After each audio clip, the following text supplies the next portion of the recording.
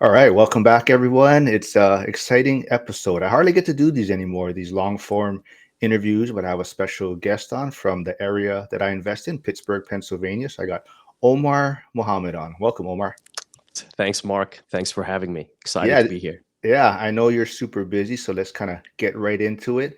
So maybe you can give my audience maybe a little backstory on yourself, where you're from, and maybe kind of what you're doing in real estate right now, quickly. Absolutely. So, yeah, Omar Mohammed, 32 years old, immigrant, came all the way from Egypt, streets of Cairo. So, came from Cairo about like 13 years ago, like going on 13 years. 20 years old, just had a dream to come to America, right? Very big passion about the American dream, the land of opportunity. So, as 20 years old, came here, start working, started in restaurants. I was in college then. But then I wasn't supposed to stay in America. So I decided to stay when I saw the opportunity. And it was a hard journey. It was a very hard journey to get the citizenship, a lot of things that people take for granted by already being born here. But I saw the promise that America makes if you really work hard versus if you come from a third world country or any other country, you can put the work in, but really not see the reward that you would see being here in the United States. So I decided to left, dropped out of college, was still like very unclear, 20 years old, don't know really how to make it, right? There's no roadmap.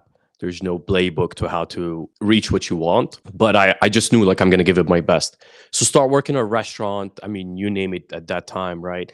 Working in restaurants, like didn't have a place to stay, didn't know anyone here. And then step by step, got a job in a corporate America in sales, did really well. And then when I finally got my citizenship and went back home, and now I'm an American citizen, I felt like I'm still not free, right? Back then, I thought once you get your American citizenship and you're American, okay, now you're the best. But actually, I start translating to how a lot of American lives are. You're working a full time job, you're giving your whole life to the corporate. You have 4 weeks off, 6 weeks off a year. You work Monday to Friday and you get the weekend off. This is not freedom. So I start really getting more into like reading and self development. And then real estate came across, and there was a lot of people that talking about wholesaling, flipping, and it intrigued me, like I can do this on my own. But I was 8 year with this corporate company and I was moving up so quick. My next promotion would have been director of sales. I was already making like 140K plus all the benefits. So at 26 you're making 140K, they give you a car, they pay a lot of your bills. Like, it was a dream job. But then I was like, okay, the price you're paying to have these comfortability is so high. I want to be able to fly back to Egypt as much as I want to. Like, I put 7 years in this country and I can't just give all that to a company. So it was tough. It was so hard to transition, but I started getting into real estate and I did a couple wholesale deals. That was my, like, it was all about finding a deal. What is a deal? How to find a deal? I had money, but I was spending all of it, right? I had a nice car, living in a fancy apartment, paying high rent. And then I was like, okay, I got to change some of my life. And then I was working the full time job, coming back, following up with leads, cold calling, did a couple wholesale deals. And then after that, I started looking into it. I was like, that's still a job. Wholesaling is still pretty much a full time job, not a business just yet. I was like, but I want investments. I want to keep them as rentals. And then I can be in Egypt or I can be in Dubai or I can be anywhere in the world and money can still come in. And that's how I transitioned to real estate. All right, so before we dig into you and what you're doing now, because you're killing it right now, I Thank want you. to kind of go back to maybe when you first arrived in the US, like maybe what were some of the biggest challenges you faced as a new immigrant? So definitely, when you first come in, you have like this shock, like, right? Because everybody before they come in, they have this view of America, right? Big landscapers, money. One of the biggest shocks was like, I felt like, man, there's a lot.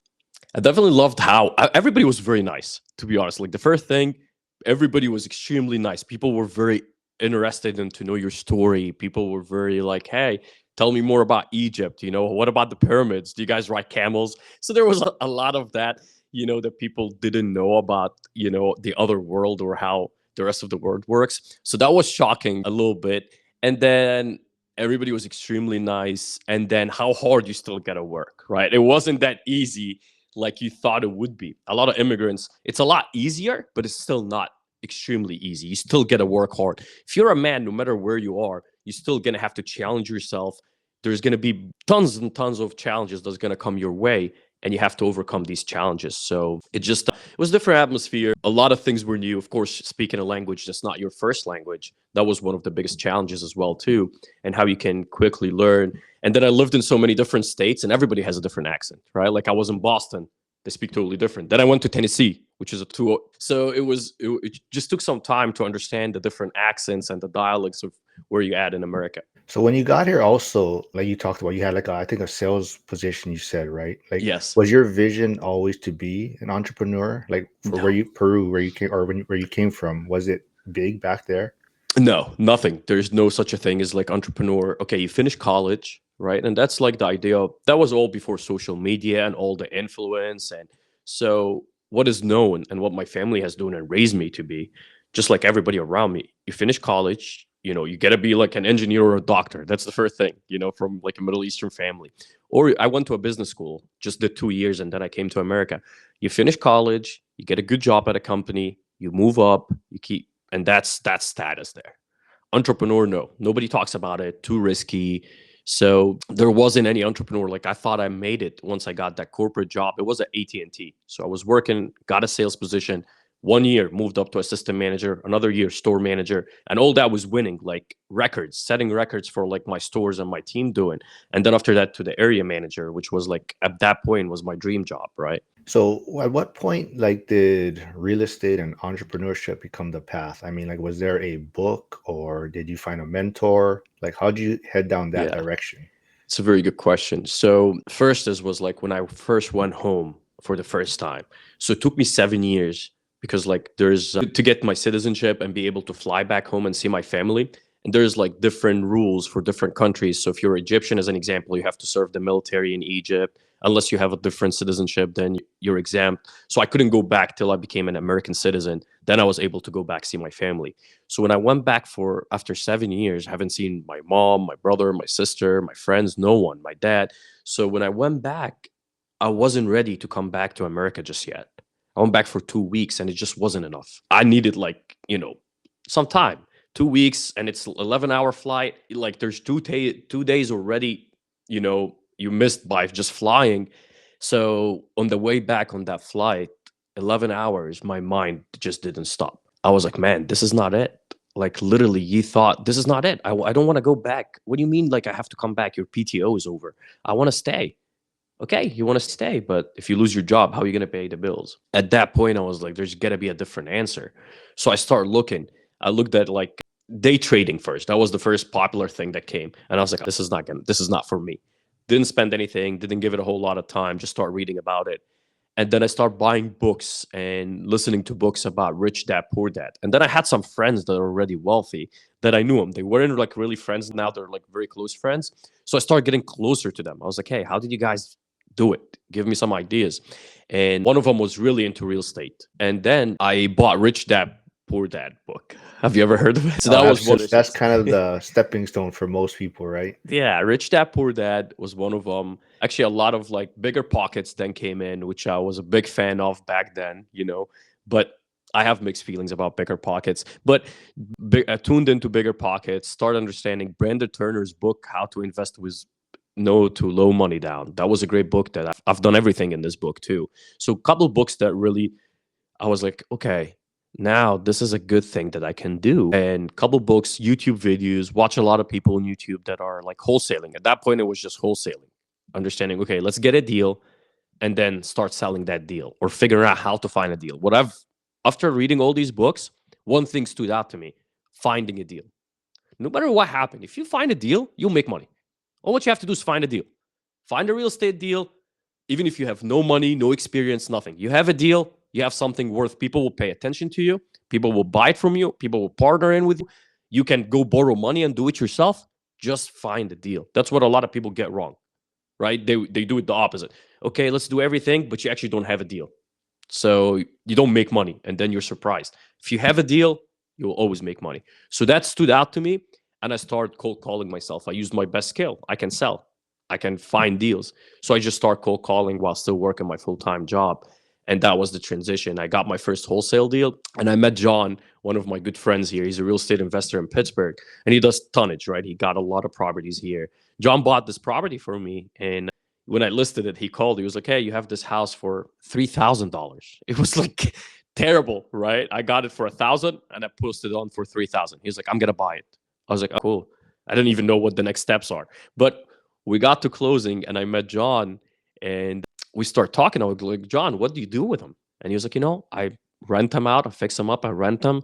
I start learning more stuff and how can you borrow the money, how you can do it. And then I found two more deals. I was like, and John was like, "I'll take them." I was like, "No, John, you told me your secrets. I'm gonna use hard money and keep these deals." So that's how I kind of transitioned to it. So, like you're saying, I think that's, a lot of people put obstacles in front of themselves, right? They're always trying to figure out all these different things first. But like you're saying, you got to find that deal first, and then you Yep. kind of figure things out along the way. And what I always recommend too is trying to find a mentor or someone that's ahead of you that you can learn from. But Yep. like you kind of touched on, so you got in the wholesaling side, then it sounds like you started doing the investing, keeping things as rentals, but also listen to some of your other podcasts. I've seen you on my friend Alex Deacon's Yep. podcast, but that kind of also led you into your business, right? So, kind of 100%. some of the things that you were finding, maybe you can discuss what your business is about and how the beginning of your journey kind of pushed you down into starting this business of yours. Absolutely. So yeah, shout out to Alex Deacon, who's one of the people like helped me the most in the beginning. And real quick on that, I found this deal, right? And I didn't know what to do with it. It's the deal. I'm still in the beginning. I want to keep it. So I meet Alex on the bigger pockets forums and he gave me a call. He was like, "Hey, let's meet down." He comes in, takes a look, and he was like, "Let's partner on this deal." And I was like, "Okay." So like, why would we partner? He was like, "I have the experience, you have the deal, I'll put the money in, we fix it and we flip it." And I was like, "Alex, I kind of want to do it myself. Kind of want to go in with myself. With all the respect, I appreciate it." He was like, "You know what? You should do it yourself. So let me put you in with a hard money lender. If you have questions, let me know. And you can finish, you can refinance it and do it yourself." And I did do it myself. And then after that, me and Alex have a great relationship. I bought like 3 or 4 deals after that from him. He runs Deacon Hoover real estate and brokerage. So he find a couple deals. He called me, "Omar, here's one that's Omar special. You want it?" I was like, "Sure." So a great relationship. But so once I got into real estate, I was like, okay, I gotta keep these houses. I gotta find deals, fix them up, and then rent them so I can be anywhere and keep making money. What was the toughest part about that? Fixing them up. Everybody struggle, right? You get a contractor, doesn't show up. You get a contractor that does the work half-ass it, excuse my language there, but whatever. Like it's just bad reputation. And I struggled with it in the beginning. "Hey man, here, take the money. You're gonna have to bag them to come finish." And I was like, the way I want to grow, there's no way I can keep depending on these people. So I started my own construction business for myself. It wasn't for anybody else. It was just for me. And I was doing my own deals, right? I have my crew, I'm paying them. Then I got my license, I got my insurance, got everything, and I was just doing my deals. But then my friends were like, "Hey," like, so we start having a circle. Jeremy Taggart, Liam Tennis, and Matt Dingus. These are my friends and close circles. We start going to a meetup. And then from the meetup, the four of us got really close and we start doing deals. So Jeremy was like, "Hey, Jeremy was one of my very first clients. He was like, "Hey, come do one of my deals. Can you fix it up?" I was like, "Jeremy, I haven't done work for other people." And he was like, "We'll figure it out." So we got it, finished it, and then from there it start more. And I was still working my full time job. I hadn't left yet, so I was doing all that, managing my rentals, doing construction jobs, full time job, and still trying to find deals. So it was very busy time. But then I was like, "There's an opportunity here. I could grow this construction business here for investors." And that's what we did. We grew up the construction business. And now what we do last year, we did about like 28, 29 flips for other investors. Yeah, so you touched on like some of the issues people always face when trying to find a contractor, maybe showing up late, not doing what they say they're going to do. But I think there was also an incident I think you touched on maybe on a podcast or something I saw, maybe the first contractor you may have worked with about a The tree first or day, something. Yeah. So maybe you want to first touch on that a little renovation. bit. So a lot of people favorites. So the first day, I bought this duplex. Right, that was my very first purchase. I did that 2 or 3K. If people are not familiar, 2 or 3K is that you live and renovate. Matt Bocaro, one of the great people I reach out to, 2 or 3K way. He has a whole program for that. But you live in a house, the bank will give you the money. It's kind of like hard money, but on a 30-year mortgage already. You buy the house FHA, so you pay 3.5% down, but you can live in the house. They give you the money to fix it and buy it. only 3.5% down. Great way if you can do it, some paperwork, but a great return. So I did a 2 or 3K for this duplex.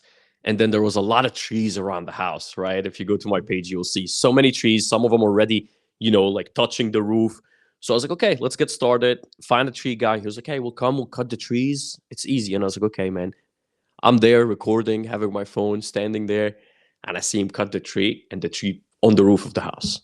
First day, we're just getting started. And then he just came and he started looking at me.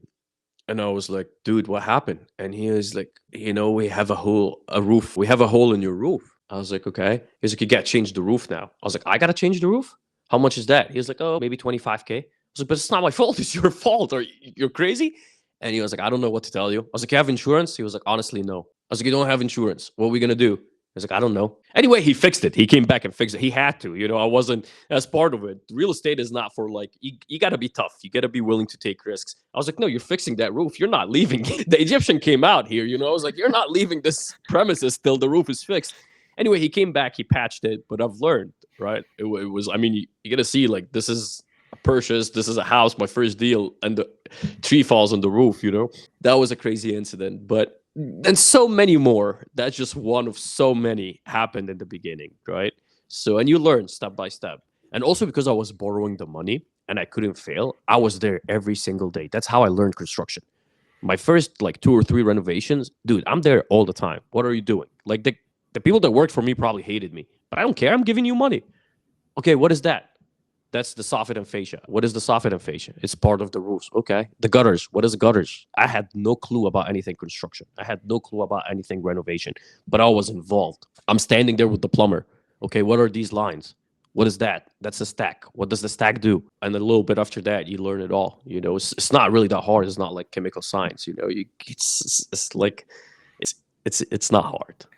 I think the one thing I noticed too is people that in my community that is getting started in Pittsburgh or starts to look at properties there, the hardest thing for them to overcome a lot of times is maybe the age of the homes. And usually, on the inspection reports, the basement always seems damp. Yep.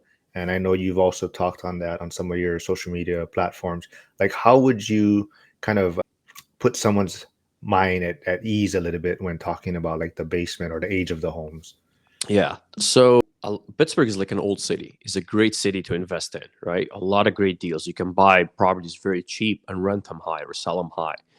But with that, there's also some challenges. Like it rains a lot here. The sun barely shines throughout the year. So there's few things that affect the homes, and the homes are old. You see homes in the 1800, early 1900. So they're old. And a lot of them, you buy them on the deals, no renovation has been done to them. Now, the good news is everything is fixable. Nothing is really too scary if you're willing to learn and understand and listen to contractor, realtor, and don't be very stubborn, right? Like, okay, if I tell you this basement is soaking wet, don't be like, okay, like, especially if you have no clue. So listen, get a home inspection so you understand really what's going on in this house, especially if you're going to flip it. If you're going to rent it and it works, everything seems fine, you know, you don't really need a home inspection.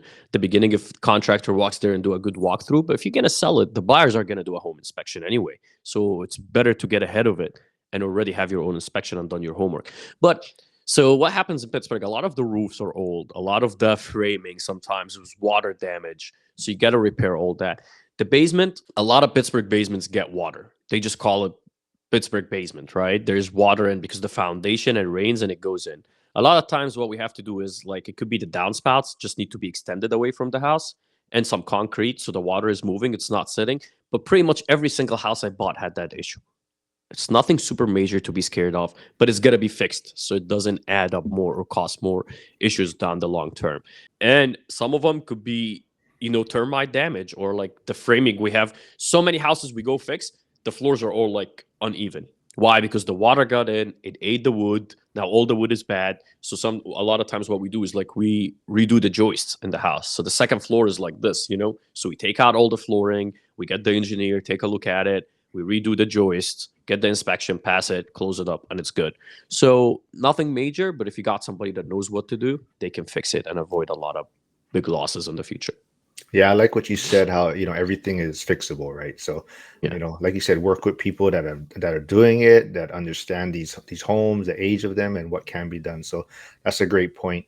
Was there any like, I mean, how do you manage your time across being an investor and running this business? Like, how do you manage your any systems or routines that you do? Absolutely. So that's a good question because you can now we have a lot of crews, we do a lot of renovations, and your time can so easily be taken away. You can be so easily distracted from what you really want to work on. So I kind of like set schedules and time block for what I want to get done. So I think and I tell my Kareem, my project manager, this a lot. So I have project managers and I have people that I have a great team. Without them, I wouldn't be where I'm at, right? Team. I have Kareem, I have Ibrahim. These are like my right hand and left hand pretty much. They run the construction business. And you would see him on the social media as well. And Kareem is actually a doctor.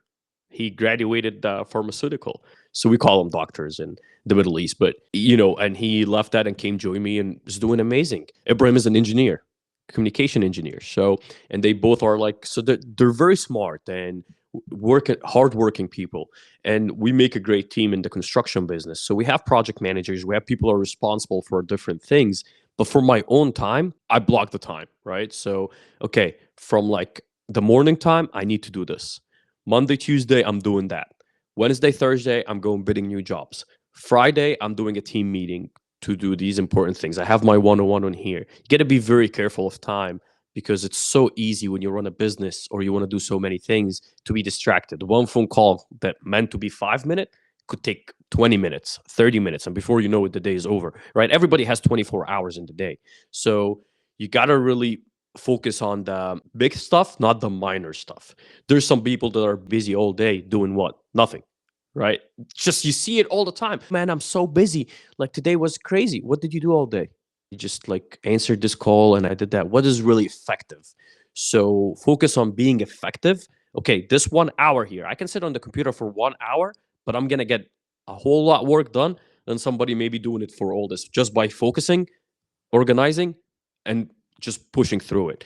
And what also help is a lot of like, working out and doing a lot of things like to help you mentally and managing your time as well too. But it's you never really get there. You just keep getting better. And the more you grow, the less time you have. So you gotta always figure out ways to make it work for you, right? And then like right now I'm single, no wife, no kids. Soon, God willing, inshallah, we say in Arabic, I'll have wife and kids.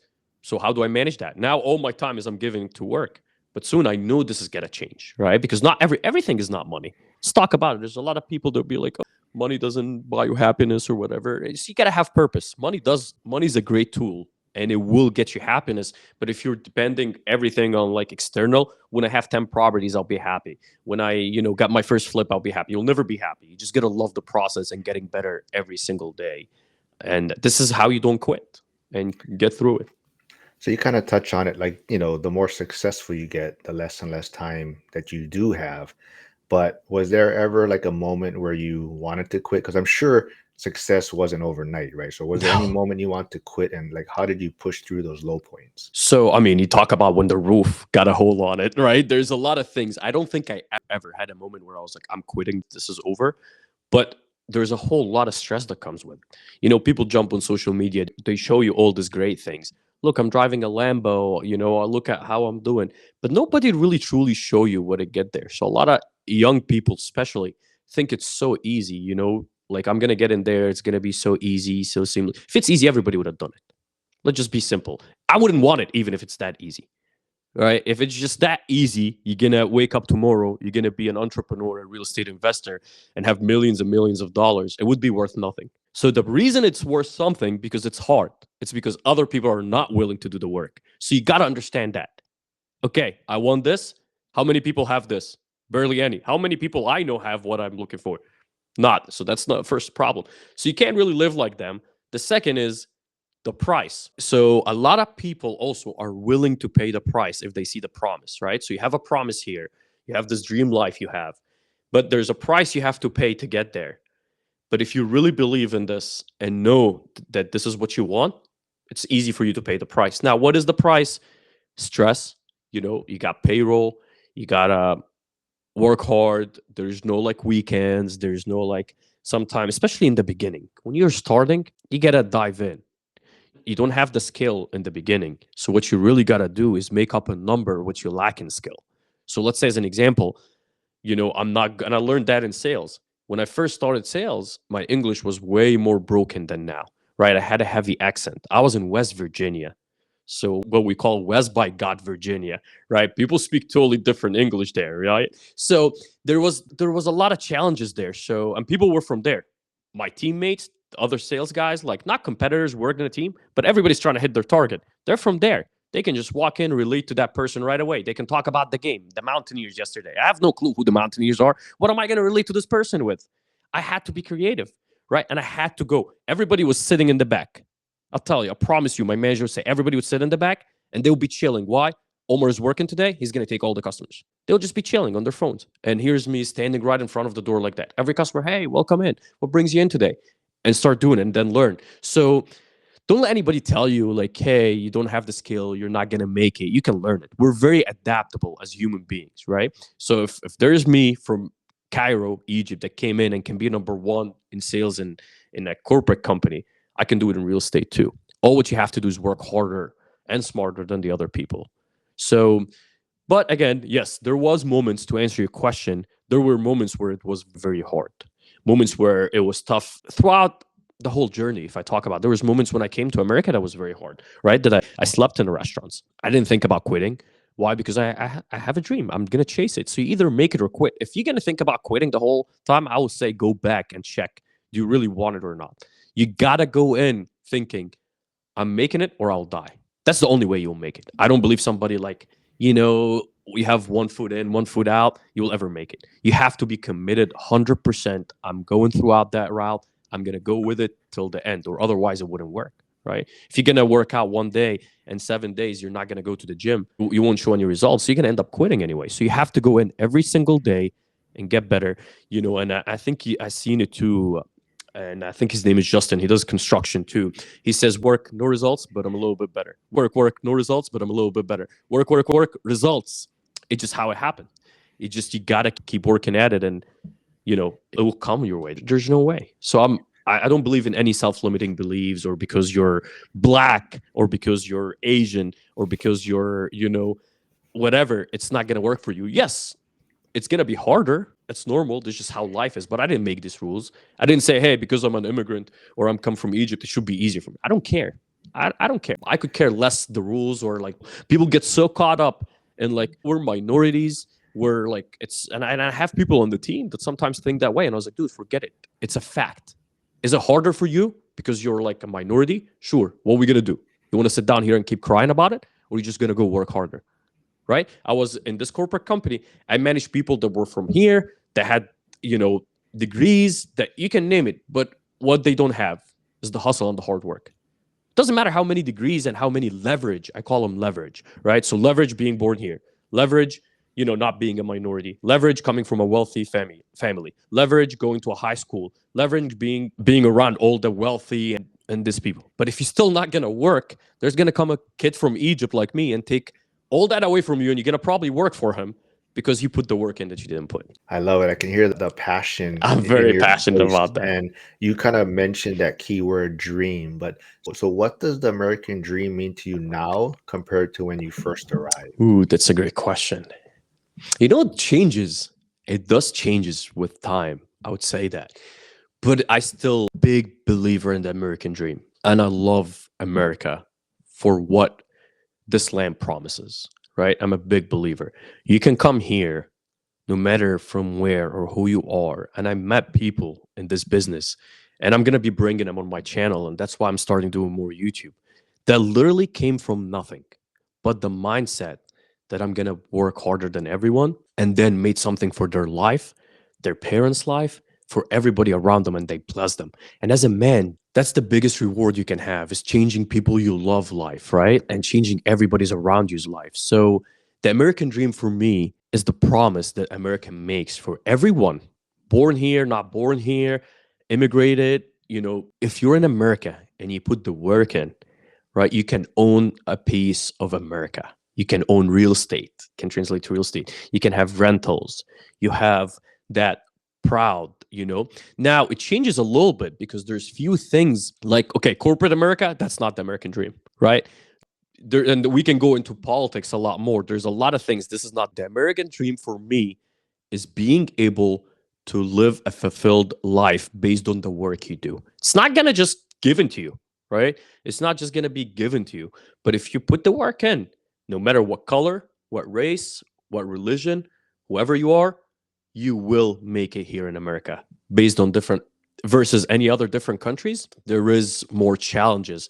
Yes, it will be harder. We'll go back. Some people might have more leverage. Not saying you don't know that because, you know, whatever, you're, I don't know, you're like people sometimes relate, well, maybe because you're not 100% African American, or, I mean, I'm more African. I'm from Egypt, but okay, I'm not black, right? Okay, with the history, so you don't know what it is. No, dude, I understand what how it could be harder, but I'm not saying it's impossible, right? And I like to take away that self-limiting beliefs. American dream only fits certain people.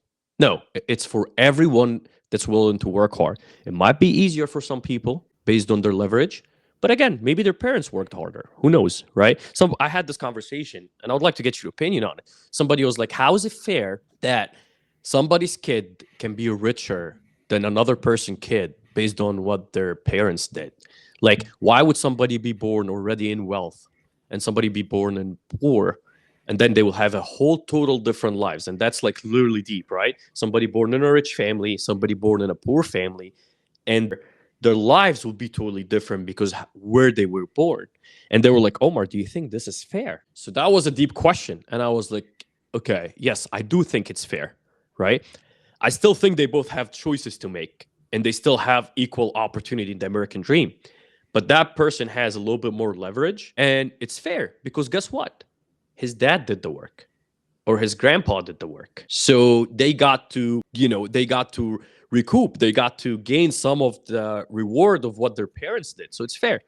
So you mean this person dad didn't do the work? I don't know. I wasn't there. I didn't see it, but there was something. It's still fair for them to have that. Now, we don't want to dig deeper in history and say, okay, well, whose land or go in that. But again, everybody, no matter where they at, have a clear shot at the American dream.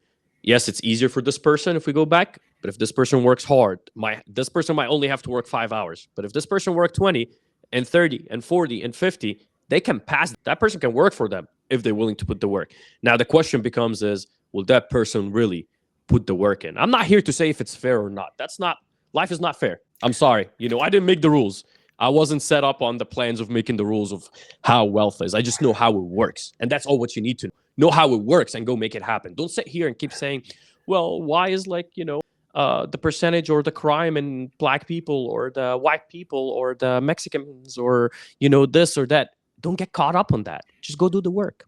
Okay, I got so passionate No, so I again. think you're setting the blueprint because, like I said, part of this is to get your backstory, but part of this is also to have you join some of the lives where we can discuss these type of things Yeah. on the live streams and get feedback from the chat. So This is a lot different than what you expected. no. So like I said, this is more of the backstory, and now when Yeah. we get you on the live, we can definitely dig into this. But like to your point, you know, I'm definitely blessed. So you know, it's I don't want people thinking that I'm trying to make it that it's easy or, you know, it's like how people like to say, pick you up by the bootstraps and, you know, you got to do the right. I definitely agree with what you're saying where, you know, unfortunately, some people do start off at a different starting point. And, Yep. but like, I think the biggest for me takeaway is life is not fair, right? You know, that's kind of just how it is. And unfortunately, you can either, like you're saying, you have made a success out of yourself. Yep. There's others that may not, and it's just going to come down to mindset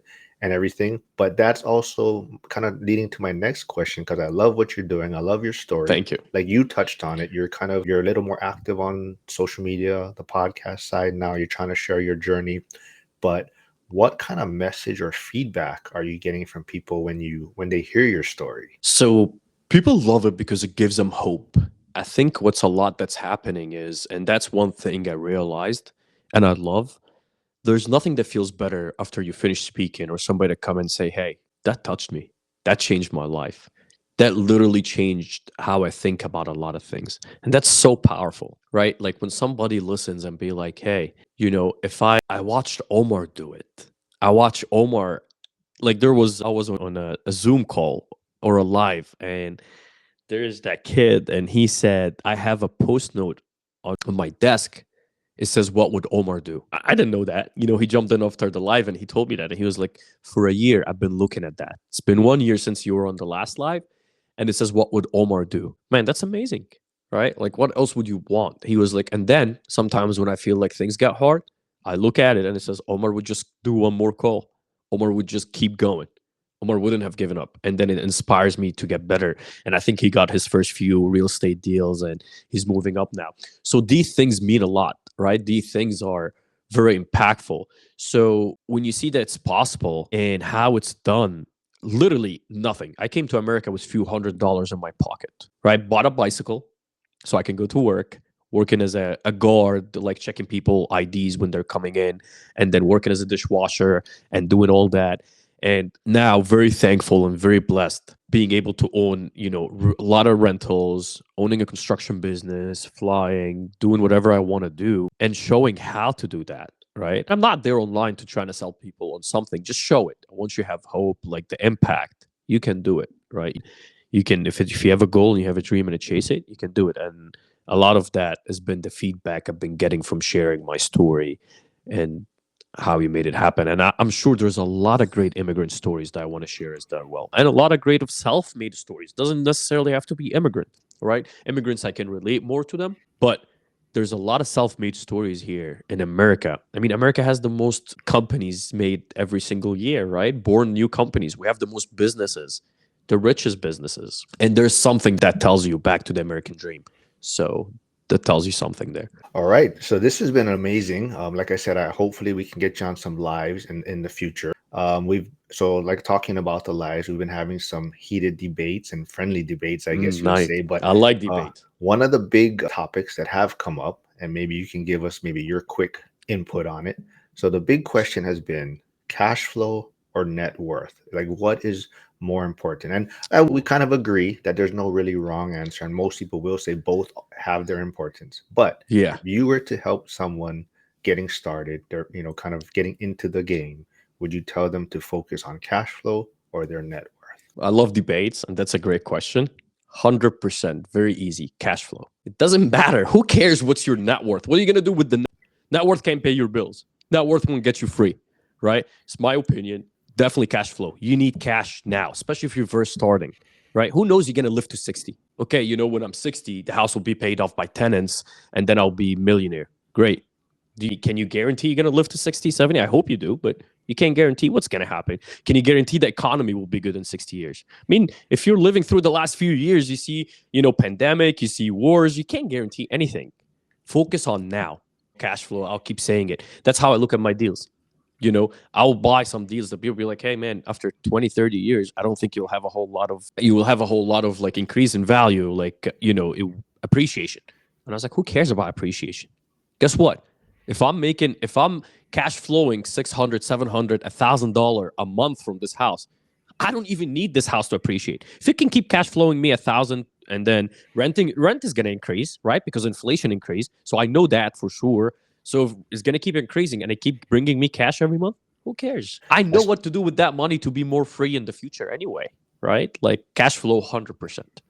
all right. I love that. So yeah, this has been great. Let's wrap things up soon. But maybe what's next for you? And like you talked about your YouTube channel, social media, where can people find you? So what's next for you and where can people find you? Sure. So people can find me all over social media, Instagram, Mr. Property, YouTube, Omar Mohammed, Mr. Property O as well. So we're all over there. And what's next is more of what we're doing right now. A lot of people sometimes jump in like, what is new? And that all entrepreneurs struggle with that because we like to create, right? And we like to create something. You've already created the business, is doing well. Okay, what else is new that I can create? And then you create that, it does well. What else new? We're creators. We like to create. We're entrepreneurs. So a lot of times I'll even have a phone call with Kareem or like Matt or some of my friends or Hamza, one of like my really good friends who's entrepreneur, multiple business. And I was like, hey, you know what can make money? This, and we can talk for like 40 minutes. And then, yeah, we're never doing this.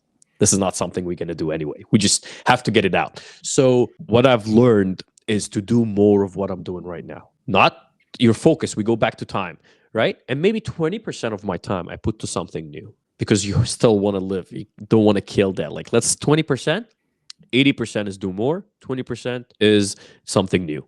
So that's all. More, grow up the team, grow up the rental portfolio, grow up the construction, grow up the sales. 20%, maybe we try something new here or there. All right, I love it. So everyone, go check him out. YouTube, social media, everywhere. He's doing some cool stuff, and hopefully we'll get him on some of the lives, and then you can ask him more like specific, maybe contract related questions, because I think that's what people are gonna want to pick your brain about. So thanks for doing this, man, and we'll get you on some lives. Absolutely, Mark. Thank you so much. Been All right, fun. man. Thanks. Bye.